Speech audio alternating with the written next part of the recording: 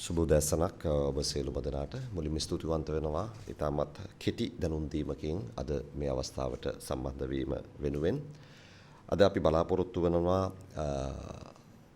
ඊයේ රාත්‍රියේ නැත්නම් අද උදෑසන ඊයේ රාත්‍රියේ රාජතාන්ත්‍රික සම්බන්ධතාවන් සාකච්ඡාවන් අවසන් කොට අද උදෑසන ඉන්දියාව වෙත ගොස් සිටි දූත මණ්ඩලය අද උදෑසන ලංකාවට පැමිණියා. ඉන්දු ශ්‍රී ලංකා ආර්ථික හවුල්කාරීත්වය පිළිබඳව දැක්මක් ඉන්දියාවේදී ප්‍රකාශයට පත් කරා. ඒ සම්බන්ධයෙන් ඊයේ රාත්‍රියේත් ඒ වගේම අද පළ වී තිබෙන ඉරිදා සහ සෙනසුරාදා පුවත්පත්වලත් ඉංග්‍රීසි දෙමළ සහ සිංහල භාෂා මාධ්‍යයන් වලින් මේ පිළිබඳව කරුණු අනාවරණය කළ තිබෙනවා.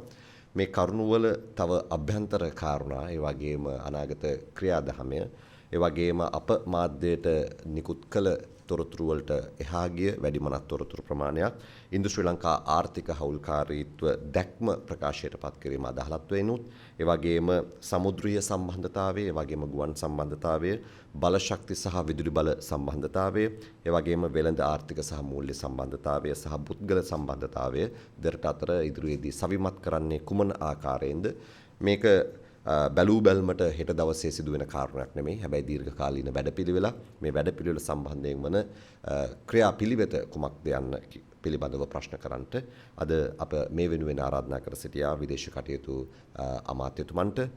එතුමන්ගේ මූලිකත්වයෙන් තමයි ප්‍රවෘත්ති සාකච්ඡා පැවැත්වෙන්නේ. සුපුරුදු මාධ්‍ය ක්‍රියාපිළිවෙත අද දවසේදීත් මේ මාධ්‍ය සාකච්ඡාවේදී ක්‍රියාත්මකයි. අපි ඔබට ගරු අමාත්‍යතුමා විසින් පළවෙනි විනාඩි 15 උපරිම විනාඩි 20ක කාලය මේ සම්බන්ධයෙන් පූර්ව හඳුන්වා දීමක් සිදු කරයි. ඊළඟ විනාඩි 15 උපරිම 20ක කාලය අපි එතුමාගෙන් ප්‍රශ්න කරන්න පුළුවන් මේ විෂය පතේට අදාළව. අපි ඒ ඉල්ලීම කාරුණික ඔබ සියලුම මාධ්‍ය වේදිකයින් ඉල්ලා සිටිනවා. අපි ඇමතුමාව 10:20ට මේ ස්ථානයෙන් පිටත් කර හරින්න තිබෙනවා. 10:30ට නැවත එතුමාට ජනාධිපතිතුමා සමග විශේෂ සාකච්ඡාවක් තිබෙන නිසා ඒ සම්බන්ධයෙන් කාලය පිළිබඳව ඔබගේ අවධානය යොමු කරලා ප්‍රශ්න කිරීම ඉදිරිපත් කරන්න කියලා ඉතාමත් කාරුණිකව ඉල්ලා සිටිනවා. මා ආරාධනා කර සිටිනවා මේ පිළිබඳව දීර්ඝ කරුණු දැක්වීමක් වෙනුවෙන් විදේශ කටයුතු පිළිබඳ කැබිනට් අමාත්‍ය අලි සබ්රි මැතිතුමන්ට.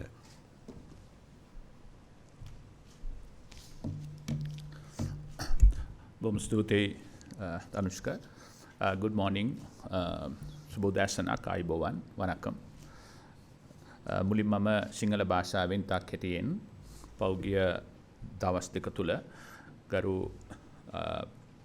ජනාධිපති රනිල් වික්‍රමසිංහ මැතිතුමා විසින් ඉන්දියාවේදී කරන ලද සංචාරයේදී සිදු වූ දේවල් පිළිබඳව සහ එයින් අපි බලාපොරොත්තු වන දේ ප්‍රතිඵල හා ඉදිරි දැක්ම පිළිබඳව කෙටි හැඳින්වීමක් කරන්නට බලාපොරොත්තු වෙනවා. මම හිතනවා බොහෝ දේවල් ඔබ මේ දැනුවටත් දන්නවා මාධ්‍ය තුලින් හා අප විසින් ඉදිරිපත් කරන ලද ජනාධිපති මාධ්‍යාංශය විසින් ඉදිරිපත් කරන ලද ඒ මාධ්‍ය නිවේදන තුලින්. විශේෂයෙන් අපි බලාපොරොත්තු වුණේ මෙම සංචාරය තුලින් ශ්‍රී ලංකාවේ ඉතාමත්ම ආසන්නතම සහ දීර්ඝකාලීන අසල්වැසියා සමග ඉතා හොඳ අවබෝධාත්මක සම්බන්ධතාවයක් ගොඩනැගීම අපිටත් රටටත් කලාපයටත් ඉන්දියාවටත් ඉතා හොඳයි කියලා දැඩිව විශ්වාස කරන හින්දා. විශේෂයෙන්ම මෙහි බලාපොරොත්තු වුණේ මේ ඉදිරි දශක දෙක තුනක කාලය තුලදී ලෝකයේ වර්ධනය සම්පූර්ණයෙන්ම සිද්ධ වන්නේ ආසියානු පැසිෆික් කලාපය තුල බව හැමෝම පිළිගත් කරුණක්. එතකොට ඒ වර්ධනය සාමාන්‍යයෙන් 3/2ක් සිදුවන්නේ ආසියානු හා පැසිෆික් කලාපය තුල. එහි නායකත්වය ගන්නේ ඉන්දියාව සහ චීනය කියන එක පිළිබඳව කිසිම විවාදයකින් තොරව ජාත්‍යන්තරව පිළිගත් සත්‍යයක් බවට අද පත් වෙලා තියෙනවා. ඒ හින්දා අපි කලාපය තුල විශාල ආර්ථික සංවර්ධනයක් සිදුවීමේ අවකාශය තිබෙනවා. ජනාධිපතිතුමාගේ දැක්ම තුල එතුමා දිගටම කියන කරුණක් තමයි කලාපයේ ඒ අවස්ථාවෙන් අපි සම්පූර්ණ ප්‍රයෝජනය ගන්නට ඕන කියලා. අපි යුරෝපා හවුල ගිය බැලුවම සම්පූර්ණ කලාපය දියුණු වුණා. මැද පෙරදිග ගත්තම මැද පෙරදිග සම්පූර්ණ කලාපය දියුණු වුණා. චීන ප්‍රධාන අපි කියනවා මේන්ලන්ඩ් කියන එක ප්‍රධාන දේශපාලනකතාවේ සම්පූර්ණ කලාපයම දියුණු වුණා. ඒ හා සමානවම තමයි ඇමරිකාවේ සියලුම කලාපය උතුරු ඇමරිකාවේ කලාපය. ඉතින් අපි බලාපොරොත්තු වෙනවා මේ තුලින් අපි කොහොමද ප්‍රයෝජනෙට ගන්න කියලා. අතිගරු ජනාධිපතිතුමා දවස් දෙකක සංචාරයක් සඳහා නියත වුණා. ඒ කාලය තුලදී එතුමා ඉතා වැදගත් සාකච්ඡා කීපයක් පවත්වුවා. මුලින්ම එතුමා විදේශ අමාත්‍ය ආචාර්ය ජයශංකර් මැතිතුමා හම්බ වුණා. ඊට පස්සේ ඔවුන්ගේ ප්‍රධාන ආරක්ෂක උපදේශකතුමා හම්බ වුණා. පස්සේ ඔවුන් සියලු දෙනා එකතුව ගරු නරේන්ද්‍ර මෝදි මැතිතුමා හම්බ වෙලා අගමැතිතුමා හම්බ වෙලා සාකච්ඡා පැවැත්තුවා. ඒ සාකච්ඡාවලදී අපි සම්පූර්ණ ඩෙලිගේෂන් එකම සම්බන්ධ වෙලා සාකච්ඡා පැවැත්තුවා. ප්‍රධාන වශයෙන් අවධානය යොමු වුණු කරුණු කීපයක් තියෙනවා. පළවෙනි එක තමයි අපි සියලු දෙනාම දන්නවා පහුගිය අවුරුද්දේදී අපිට සිදුවෙච්ච ආර්ථික අර්බුදයේදී ඉන්දියාව අපිට විශාල වශයෙන් උදව් වුණා.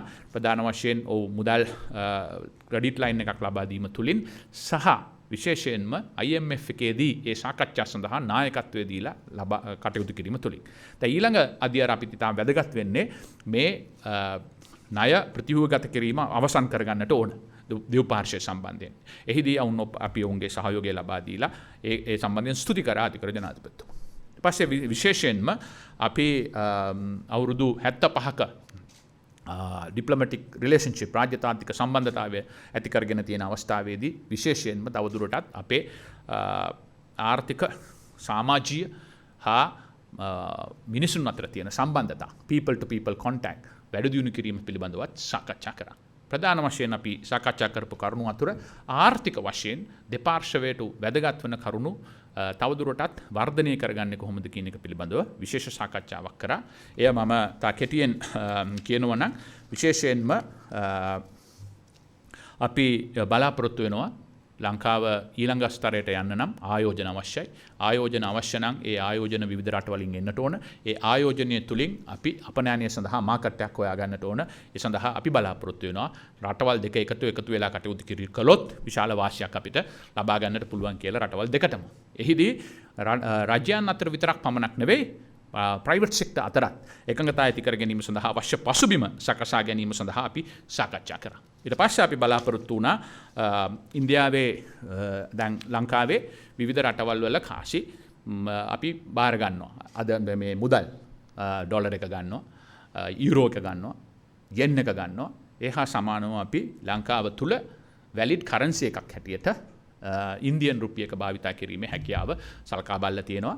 ඒ සඳහා අවශ්‍ය වැඩපිළිවෙල අපි ඉදිරියට යොමු කරනවා. එකෙන් අපි බලාපොරොත්තු වෙනවා ඉන්දියාවේ සිට ලංකාවට එන ටුවරිස්ට්ලා හෝ අනිත් අයට පහසුවෙන් නැවත මුදල් හුවමාර කර ගැනීමකින් තොරව ඩොලර් එකටයි නැවත රුපියකටයි නැවත ඩොලර් එකට යනවට වැඩිය කෙලින්ම කටයුතු කිරීම සඳහා අවස්ථාව ලබා දීම සිංගප්පූරුවත් එක්ක වුන් කටයුතු කරලා තියෙන ඒ ආකාරයට එකෙන් විශාල ප්‍රතිලාභ ලැබිලා තියෙනවා කියලා රටවල් දෙකටම අපි සාකච්ඡා කරලා තියෙනවා. දෙවෙනි එක කනෙක්ටිවිටි එක. අපි කොහොමද දෙපාර්ශ්වය අතර වඩා හොඳ සම්බන්ධතා ඇති කරගන්නේ කියන එක. මේ වෙනකොටත් ඉන්දියාවයි අපේ පලාලි එයාපෝට් එකයි අතර දිනපතා ඇලයන්ස් එයාලයින් එක ක්‍රියාත්මක වෙනවා. ඉදිරියේදී ෆෙරි සර්විස් දෙකක් ඇති කිරීම සඳහා අපි කටයුතු කරන්න බලාපොරොත්තු වෙනවා. තවදුරටත් ඇතුළේ වැඩිපුර එයාලයින් කනෙක්ටිවිටි ඇති කරන්නේ කොහොමද කියන එක බලාපොරොත්තු. ඒ අරුණාම ගරු අග්‍රාමාත්‍යතුමා මෝදි මැතිතුමා විශේෂ උනන්දුවක් දක්වුවා ක්‍රූස් ටුවරිසම් ලංකාව හරහා යන්නට. එතුමා විශේෂ උනන්දුවක් දක්වුවා ඒ සඳහා උඟක් අවස්ථාවක් තිබෙනවා කියන එක පිළිබඳව එතුමා ප්‍රකාශ කරා. ඒකට අපි විශාල බලාපොරොත්තුවක් තිබෙනවා ටුවරිසම් එකේ විශාල ප්‍රබෝධනයක් ලංකාවට ඇති වෙයි කියලා.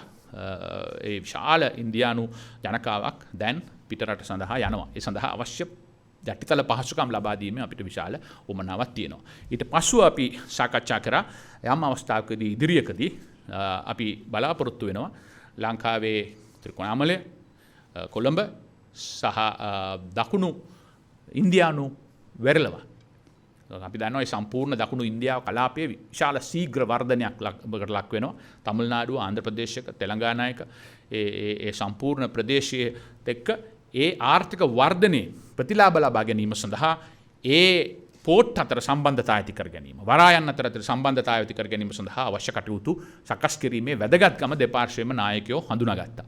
එහිදී අපි මුලින්ම බලන්නට ඕන දැන් එහි ඉඳලා මේ පිටරටවල ඔබ දන්නවා මොන විදියටද මේ පෝට් දෙක අතර සම්බන්ධ කරන්න කියන එක. ඒක මම හිතනවා එක්ස්පර්ට්ස්ලා ඒ සඳහා විද්වතුන් එකතු වෙලා සාකච්ඡා කරන්නට ඕන.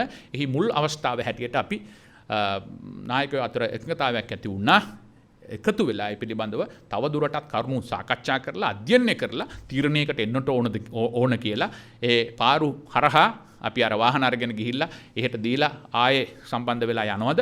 එහෙම නැත්නම් කෙලින්ම බ්‍රිජ් එකක් හදනවද කියන එක. දැන් හෙට අනිද්දා හදනවයි කියන එක නෙවෙයි. ඒ සම්බන්ධයෙන් සම්පූර්ණයෙන්ම සාකච්ඡා කරලා අධ්‍යයනය කරලා ඒක අපිට ලබා දුන්නට පස්සේ අපි රජයේ සියලු පාර්ශවයන් එක්ක අනිත් පාර්ශවයත් එක්ක පාර්ලිමේන්තුවට දාලා ඒ පිළිබඳව තීන්දුවක් තීරණය ගැනීමේ අවශ්‍යතාවය දෙපාර්ශ්වයම කතා කරා. ඊට ඒක හැරුණාම අපි තවදුරටත් විශේෂයෙන්ම සාකච්ඡා කරා රිනියුවබල් එනර්ජි, ඒ කියන්නේ පුනර්ජනනීය විදුලි බලය සම්බන්ධයෙන් විශාල මාකට් එකක්. මට හිතෙනවා අපිට වැඩි කල්යන් ඉස්සෙල්ලා 2030 විතර වෙනකොට අපිට ස්වයං පෝෂිත වීමේ හැකියාව තියෙනවා. පුනර්ජනනීය විදුලි ශක්තිය 70%ක ප්‍රමාණයකින්. ඉන් පස්සේ ඊට වඩා ලැබෙන දේවල් ආනයනය කරන්න අපනයනය කරන්නට නම් අපිට මාකට් එකක් තියෙනට. ඒක තාමත් වැදගත්. ඒ අනුව හුඟක් රටවල් ලෝකයේ විවිධ රටවල් විශාල ප්‍රමාණයක් මුදල් උපයා ගන්න හැකියාවක් තියෙනවා. අපේ සූර්ය බලයෙන් අපේ සුළං බලය කොහොමද පිටරට සඳහා අපනයනය කිරීම සඳහා අවශ්‍ය පරිසරය සකසගන්න කියන එක පිළිබඳව අපිට ලොකු වමනාවක් තියෙනවා. ඒ සම්බන්ධයෙන් සාකච්ඡා කරලා එකතු වෙලා වැඩ කර ගැනීම සඳහා ගිවිසුමකට අපි කියනවා මෙමොරන්ඩම් ඔෆ් අන්ඩර්ස්ටෑන්ඩින් අවබෝධතා ගිවිසුමකට එළඹුණා. ඒක ඉතාමත්ම වැදගත් අපිට. එහිදී අපි විවිධ දේවල් පිළිබඳව කාබන්, හයිඩ්‍රජන්, එතකොට සුළං සහ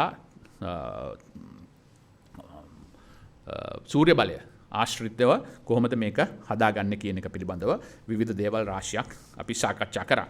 ඒ අරුණාම අපි දෙගොල්ලම දන්නවා ශ්‍රී ලංකාවේ විශේෂයෙන්ම කුෂිකර්මයේ තාක්ෂණික දැනුම අපිට ලබා ගැනීම ඉතාමත් වැදගත්.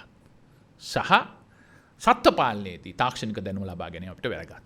සහ කිරි නිෂ්පාදනයේදී තාක්ෂණික ලැබුම අපිට ලබා වැදගත්. ඒ සම්බන්ධයෙන් අවබෝධ ගිවිසුමකටත් අපි එකඟ වෙලා අස්සම් කරා.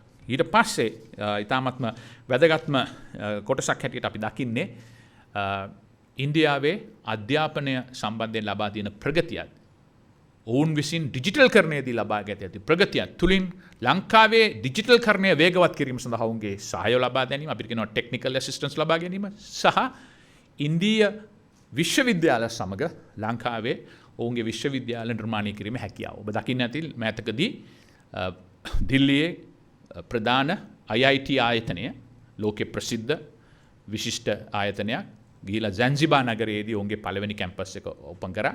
ඩුබායි වලදී දෙවෙනි කැම්පස් එක ඕපන් කරනවා. අපි සාකච්ඡා කරේ යම් ප්‍රධාන පෙළේ විශ්වවිද්‍යාලයක් ලංකාවට පැමිණ ඒවා ආයෝජනය ඒ සඳහා ආයෝජනය කිරීමේ හැකියාව සලකා බලන්න කියලා. ඒ අරුණම අපි දන්නවා දෙපාර්ශ්වය අතර ඉන්දීය සම්භවයක් ඇති අපේ උඩරට ජීවත් වන දෙමළ ප්‍රජාව, වතුකර දෙමළ ප්‍රජාව අවුරුදු 200ක කාලයක් දැන් ලංකාවට ඇවිල්ලා මේ අවුරුද්දේදී ඔවුන් සමරනවා. ඒ ඔවුන්ට යම් විශාල ප්‍රගතියක් ලබා ගැනීම සඳහා අවශ්‍ය දේවල් ටිකක් කරන්නට ඉන්දීය රජය එකඟ වුණා. ඔබතුමාලා දකින්නට ඇති ඔවුන් කියනවා ඉන්දීය ක්‍රෝර් 75ක්, ඒ කියන්නේ ඉන්දීය රුපියල් මිලියන 750ක මුදලක් ඒ සඳහා ආයෝජනය කරන්නට ඉන්දීය රජය එකඟ වුණා. ඒක ඒත් සහ නුවරඑළිය ආශ්‍රිතව ඒ ප්‍රදේශයේ විශ්වවිද්‍යාලයක් ආරම්භ කිරීමට අපි තාම ආරම්භ කරලා නැහැ. විශ්වවිද්‍යාලයක ආරම්භ කිරීමේ හැකියාව සහ ඒ සම්බන්ධයෙන් එකඟතාවයක් ඇති කර ගැනීම සඳහා සාකච්ඡා පැවැත්වුවයි කියන එක ඉතාමත්ම වැදගත්.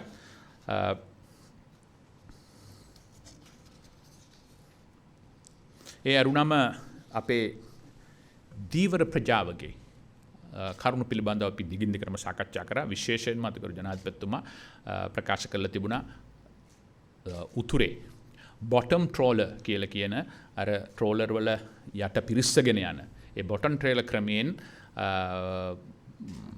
මත්ස්‍ය නැති කර ගැනීම, එහෙම නැත්නම් ඒ දීවරයන් විසින් ඒ මසුන් අල්ලන ක්‍රමය නැවැත්වීමේ හැකියාව පිළිබඳව සාකච්ඡා කරා. ඒ අරුණම ශ්‍රී ලාංකික දීවරයන්ට අරාබි මුහුදට යෑම සඳහා ඉන්දීය සීමාව පහු කරගෙන යන්න තියෙනවා. ඒකට අපි කියනවා innocent passage කියලා. අපි මාළු අල්ලන්නට යන්නේ නැහැ. ඒක ඔබ්බට යන්නට අවස්ථාව ඉල්ලලා ඒ ඉල්ලීමත් අපි ඉදිරිපත් කරා. අපි බලාපොරොත්තු වෙනවා මේ සම්බන්ධයෙන් දෙපාර්ශ්වයේම මේ ප්‍රජාව එකතු වෙලා දිගින් දිගටම වර්කින් ගෲප් එකක් හදලා සාකච්ඡා කරලා මේ ප්‍රශ්න විසඳා ගැනීම සඳහා හැකියාවක් තියෙනවායි කියන එක තමයි අපි බලාපොරොත්තු වෙන්නේ. ඒ අරුණම ලංකා ඉන්දිය සාගරය සහ මේ සම්පූර්ණ ප්‍රදේශයේම ආරක්ෂිත කලාපයක් හැටියට කොහොමද අපි පවත්වාගෙන යන්නේ? ඒ සඳහා වුණ අපි එකතු වෙලා කොහොමද කටයුතු කරන්නේ? අන්‍යෝන්‍ය ආරක්ෂාවට තර්ජනයක් නොවන දේවල් කිරීම සඳහා කැප වෙන බවට අපි දෙගොල්ලම එකඟ වෙලා සාකච්ඡා කරා. So I will just give you a brief overview in English. Basically, His Excellency President Ranil Wickremesinghe and his delegation concluded a 2-day very successful visit to India. During his visit, he met the External Affairs Minister, the National Security Advisor, and finally, His Excellency Narendra Modi, Prime Minister, together with his delegation. Those discussions went on for a few hours. Toward the end of the discussion, we also went and paid a visit to a courtesy call to the President of India. So overall, discussions were held in very cordial atmosphere, discuss matters in a frank, pragmatic, and a futuristic manner. The whole discussion centered around economic cooperation between the two countries. The idea is both countries and all of us believe that there is a huge opportunity for the whole region to grow into an economic power. It is accepted norm in the world that 2/3 of the growth during the next 2 to 3 decades will come from the Asia-Pacific region. So with that, there is a huge opportunity presented for all of us to cash on and uplift the living standard of our countries. So in doing so, rather than stand alone, it's important that we work as a team. That's how the European Union had developed as a region. The Middle East has developed as a region. The North Americans have developed as a region. The East Asian countries, like tiger economies, ASEAN countries have developed as a region. And mainland China, such a huge country, developed as a region. So the net worth of growth could happen and propel in South Asia. So we want to work together to cooperation, understanding, joint ventures, particularly with India and the southern Indian region. In order to do that, we need to put the people-to-people contact.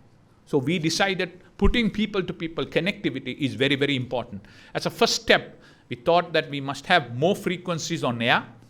Secondly, we thought that we should have ferry services.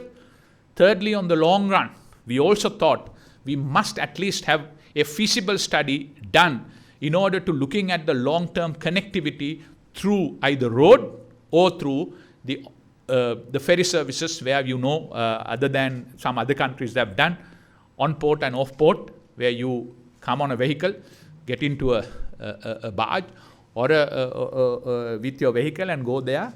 And most of the countries are doing it. So that depends on the feasibility on the long run. For that, I think we should start that. We should start negotiations on that, studies on that, and probably we must consult everybody in this country and to the parliament whether we should go ahead with it. And what are the economic benefits for both countries. So many countries have done that. So we are looking at that. So connectivity is very important part of this discussion. Secondly, how to get the maximum support for our economic development in the country. We also thank His Excellency the President, thank the Indian government and the Prime Minister for the support during the crucial stage of Sri Lankan economy last year, during which they supported us with about 4 billion worth of credit lines.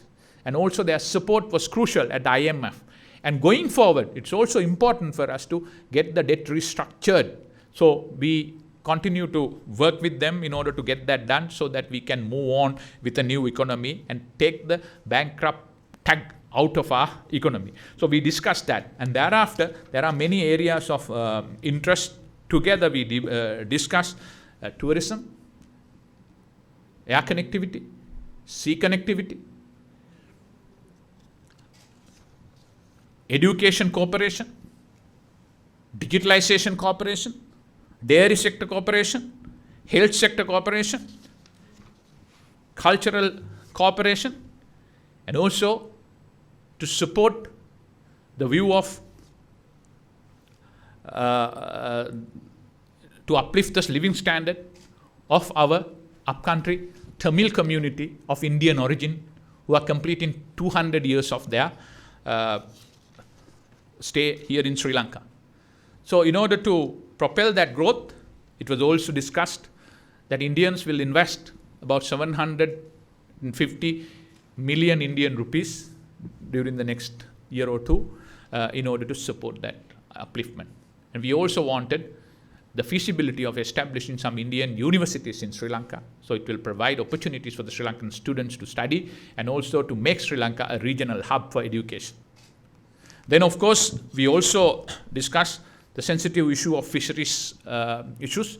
Particularly, Minister Douglas Devananda also was part of the delegation.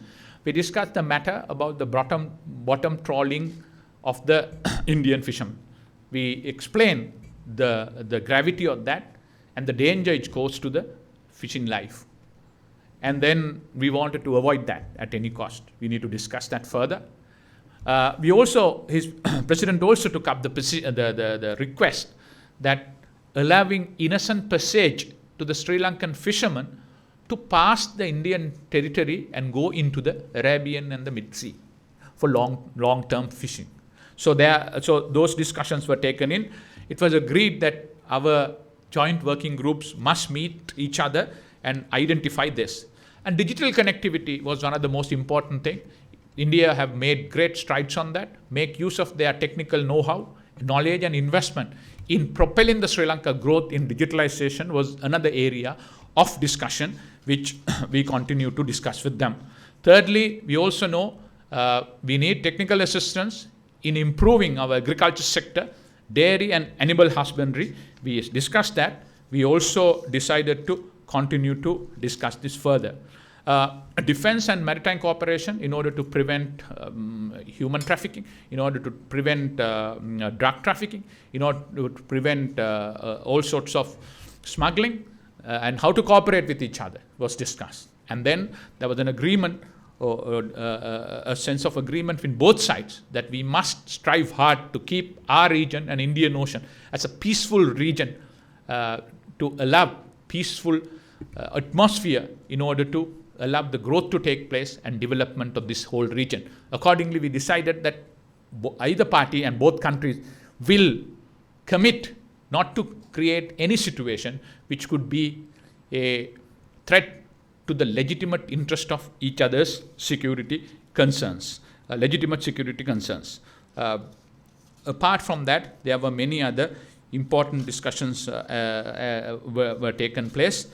His Excellency Prime Minister Narendra Modi particularly told that he is committed to the Sri Lanka's growth, development, and Indians will continue to support, and he will encourage the Indian to both government sector and the private sector to take part in that development path of it. His Excellency President Ranil Wickremesinghe explained his elaborate plan for reconciliation and bringing peace to the entire country.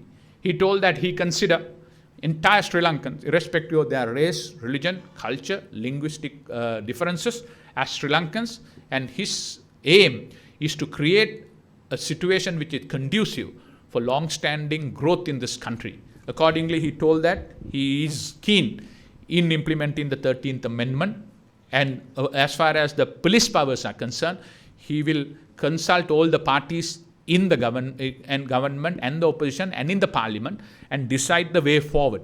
Apart from that, most of the other areas, he was of the opinion that it can be implemented, and he will do that. And accordingly, he also told he has a special plan for northern development. Because due to the 30-year war, northern development had not taken place at the desired pace. So he told that he has a special plan to do that. And also he told to the upcountry Tamils, also he wants to help them to fully integrate into the Sri Lankan society. Accordingly, he told the 13th Amendment, the reconciliation mechanism, the TRC, and the entire mechanism he explained. So accordingly, it was all decided that all of us must work together as Sri Lankans, and all Sri Lankans should be able to live with dignity, respect, and under a common identity of Sri Lankans. Thank you very much. I would like to take any question if you want.